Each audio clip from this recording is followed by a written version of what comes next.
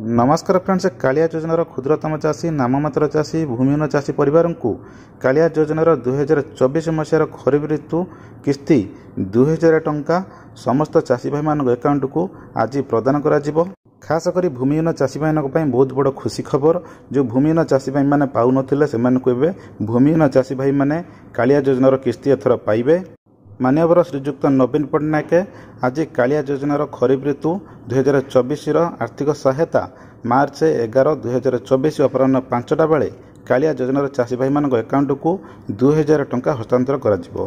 एथिरे 46 लाख ऊर्ध्व क्षुद्र और नाममात्र चाषी एवं भूमिहीन चाषी कृषक परिवार उपकृत हेबे। एथिरे 933 कोटी टंकार ऊर्ध्व सहायता राशि डीबीटी माध्यम रे चाषी भाई मान अकाउंट को प्रदान करा जिवो। एथिरे 18 लाख ऊर्ध्व भूमिहीन चाषी परिवार को 360 कोटी टंका आर्थिक सहायता जोगाई दिया जाउछि।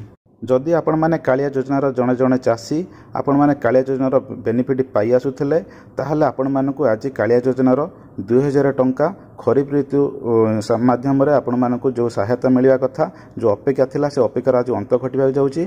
आज संध्या 5टा बेले आपण कालिया योजनार 2000 टंका किस्ती आपण मानक अकाउंट को क्रेडिट होई जिवो। कालिया योजनार टंका मिलवा नै ऑलरेडी माननीय मुख्यमंत्री तार डेट भी डिक्लेयर करि सारिथिले।